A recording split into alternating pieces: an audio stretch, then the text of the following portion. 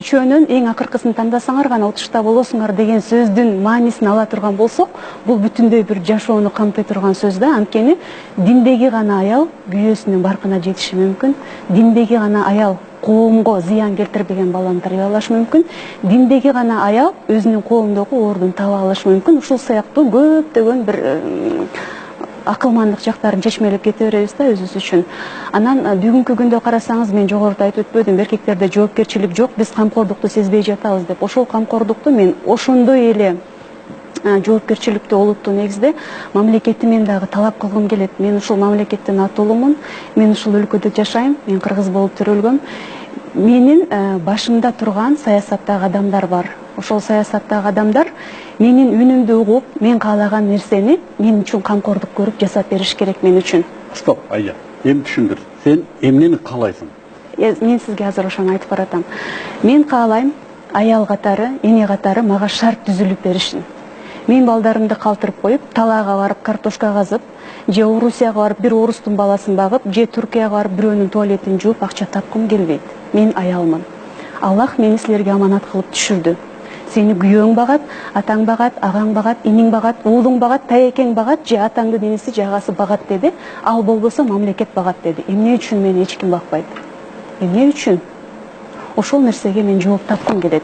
Мамлекет бул саясатчылар бизди башкаруу үчүн эмес, элинин мүдөөсүн угуп, ошону муктаждыктарын чечип берип, аларга камкордук көрүш үчүн алар бийликке келет. Бийликке келет. Ошону сезбей жатышат. Эмне үчүн алар биз жарандары анан эли каалаган нерсеге бизге шарт түзүп бербейт? Мен баламды бүгүн динде тарбиялагым келет, мисал үчүн. Эмне үчүн мага шарт түзүлбөйт? Мен үйгө эртеден кечке чейин отуруп балама намазды үйрөтөм, орозосун туттурам, сүрөлөрдү жаттатам, улууга кичүүгө мамиле кылышты үйрөтөм, чоңойна чоң атасына жиберем, тууганчылык мамилелердин баардыгын үйрөтөм. Коомго чыккандан кийин менин балам эмне үчүн барып бир гей парадты көрүш керек? Же болбосо баласын таштап койгон таштанды дагы барып бир наристени таап келиш керек. Же болбосо энесин же атасын карылар менен таштап койгонун көрүш керек. Мен муктажмын мамлекеттен мага жардам көрсөтүүсүнө. Мен балдарымды түртө салып койбойм.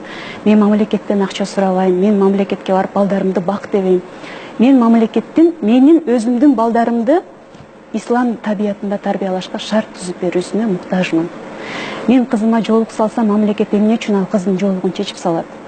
Эртеси күнү ошол кыздан кандай эне өсүп чыгын мамлекет ойлонбойбу? Мына бүгүнкү биздин коомдогу көрүнүш жалпы бул биздин 70 жыл мурунку азыркы кабыл алган системанын мөмөлөрүн жеп атабыз. Эне атабызды карабайбыз, аялыбызды карабайбыз, кааласак таштап башка аял алып кетебиз, кааласак эне атабызды карылар үйүнө таштап коебуз, кааласак балабызды мусорго салып өлтүрөбүз, кааласак туалетке салып коебуз. Эмне үчүн? Биз ошондогу кабыл алынган системанын азыр мөмөлөрүн жеп атабыз. Биз дагы эле ошол системаны улап, дагы 70 жылдан кийин ушул эле картинаны көргүбүз келеби? Балки мындан да кесепеттүү. Балки мындан да кесепеттүү. Мен бул нерсени менин балам үчүн каалабайм. Мен каалайм менин мамлекетим коомдо мен үйдөгүдөй кандай балама шарт түзүп берсем, ошол шартты коомдо түзүп берүүсүн.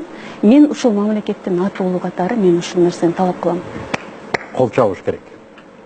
Айжан, муну каалоо укугу бар, туурабы?